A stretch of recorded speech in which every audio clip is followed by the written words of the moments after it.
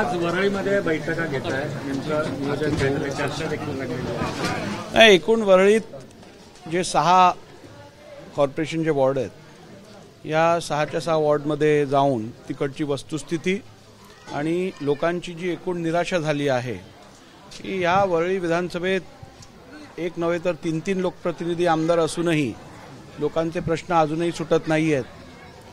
हा वरळी विधानसभा अत्यंत डायव्हर्स असा विधानसभा क्षेत्र आहे. म्हणजे इकडे हायराईज बिल्डिंग्ज आहेत, इकडे कोळीवाडा आहे, इकडे बिडीडी चाळ आहे, इकडे लोअर परेल साईडच्या आमच्या सगळ्या चाळी आहेत, इकडे अनेक झोपडपट्ट्या आहेत. त्यामुळे विभिन्न प्रश्न आहेत आणि खरं तर लोकांची अशी समज होती की एवढं प्रतिनिधित्व ह्या एका क्षेत्राला मिळाल्यानंतर इकडे खूप विकास कामं होतील, लोकांचे प्रश्न सुटतील, पण दुर्दैवाने ते होताना दिसत नाही आहे.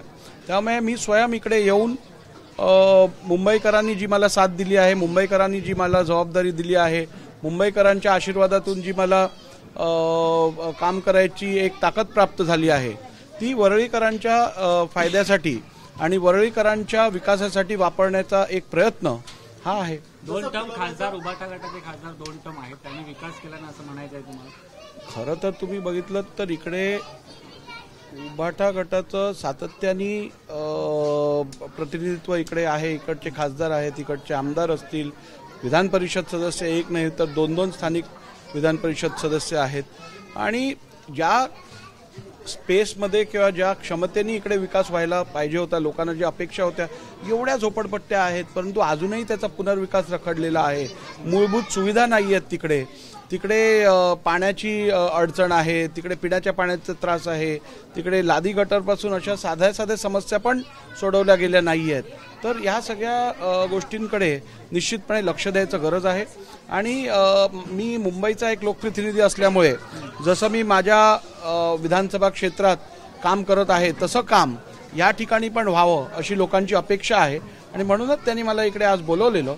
त्या समस्या जाणून घेतलेल्या आहेत आणि येणाऱ्या काळात त्या सगळ्या समस्या सोडवण्याचा प्रयत्न केला जाईल. आपण जर बघितलं तर कोळीवाडा, वरळी कोळीवाडा हा सुप्रसिद्ध, अत्यंत प्रसिद्ध असा कोळीवाडा आहे. मुंबईतच नव्हे तर अखंड महाराष्ट्रात या कोळीवाड्याची ओळख आहे.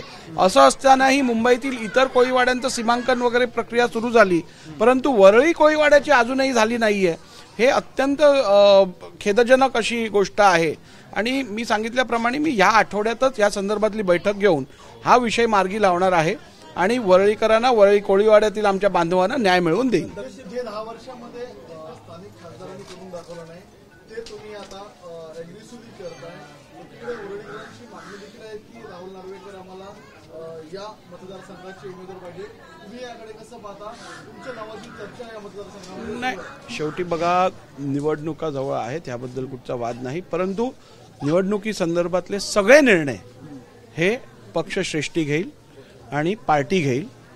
भारतीय जनता पार्टीचा उमेदवार कोणीही असो इकडे भारतीय जनता पार्टीचाच खासदार निवडून येणार एवढं आपल्याला आश्वासित करतात. मला जी जबाबदारी माझा पक्ष देईल ती जबाबदारी मी पार पाडीन. विधानसभेवर काम करायला सांगितलं तर विधानसभेत काम करील, लोकसभेत काम करायला सांगितलं तर लोकसभेत काम करील आणि पक्ष संघटनेत काम करायला सांगितलं तर संघटनेत काम करील. वरळी हा कोणाचाही बालेकिल्ला नाही. वरळी हा काम करणाऱ्या माणसाचा बालेकिल्ला होईल.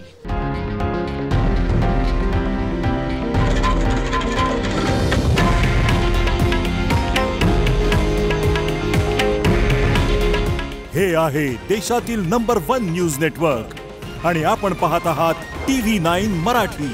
काळजी तुमची, हित महाराष्ट्राचं.